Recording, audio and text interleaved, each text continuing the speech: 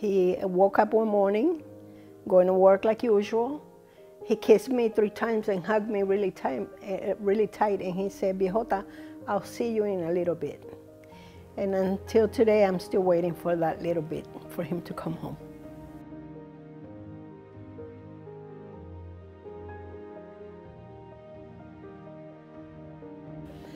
I met him here in a party, family party.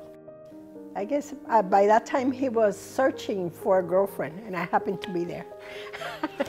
We became sweethearts. I had 4 kiddos. My oldest daughter, Lourdes. So after that was my daughter, Myra. And they kept coming. Wilda, and then Victor was the last. We tried to plan them, but I guess it just happened. My dad was, he was everything. The male role model, he was the spiritual advisor, he was my friend, my confidant. I trusted him with information that I was going through. I really did look up to him. He was serious, he was funny, the jack of all trades, and I was like, oh, I saw him almost like a superhero. Like, God, there's nothing like my dad can't do. I want to be just like my father. I remember being little, I'd get home from school and he would quiz me on what I learned. Like, tell me 3 things you learned today. So I would go to school and I would make sure that I had 3 things listed to tell him when I got home. I went to college locally, so I lived at home still, and he would still put my good grades up on the fridge. Like that kind of dad. Very proud. He was the planner of the parties, so the family gatherings, it was like he would do all that. Loved to be around the table, foodie, loved food. There was a taco truck right outside of Waste Management, and he always raved about it. He would, sometimes if I wasn't working, I'd be with my mom, and he's like, oh, you guys gotta come here during lunch, and so we'd show up and he'd buy us tacos. He was a very happy guy. He used to smile a lot. He used to love everybody. If he had anything and anybody needed it, he was there. He loved to work, period, so he was committed and he enjoyed it while he was there.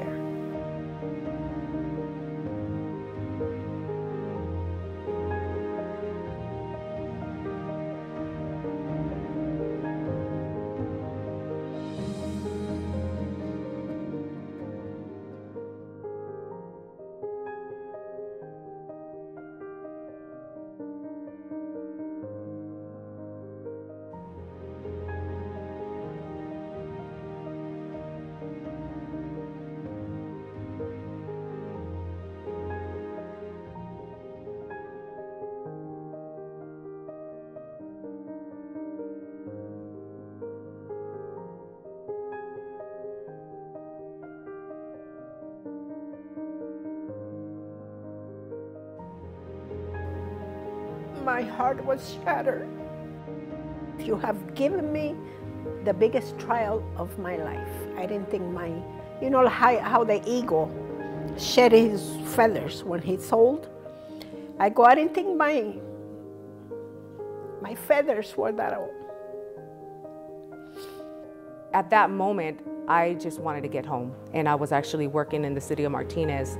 And as soon as I got into the freeway, there was a California Highway Patrol on a motorcycle that jumped at the same time that I jumped on the freeway. That CHP was riding almost right next to me, and I was too afraid to go fast.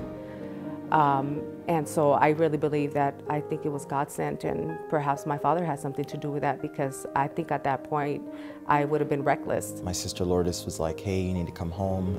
Something happened with Dad. He was in an accident. And as soon as I hung up the phone, I just started crying. Like, tears just started flowing down my face. I think the first year I probably cried every day for an entire year. And I thought, gosh, when is this gonna end? When does the grief go away?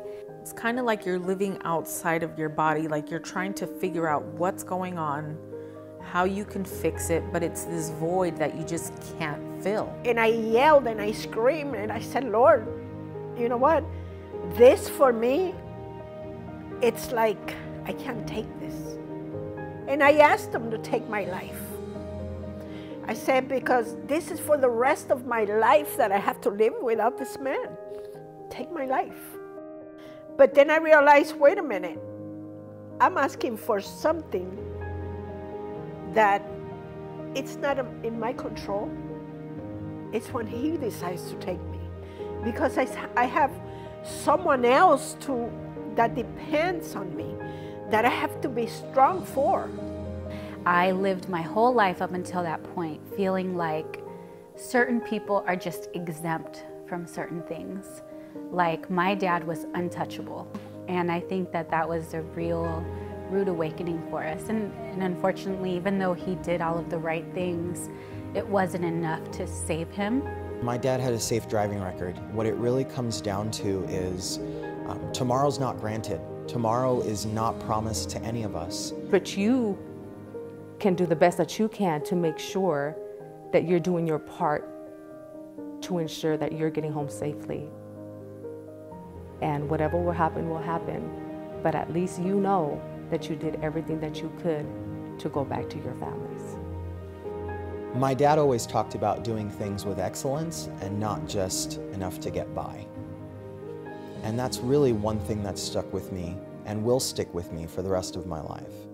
So my recommendation to these drivers is, yeah, you can do things just to get by. You can sneak your cell phone out, or you can separate your work life from your home life and not talk to your family about the importance of sharing the road with semi-truck drivers, or the importance of following the rules with excellence.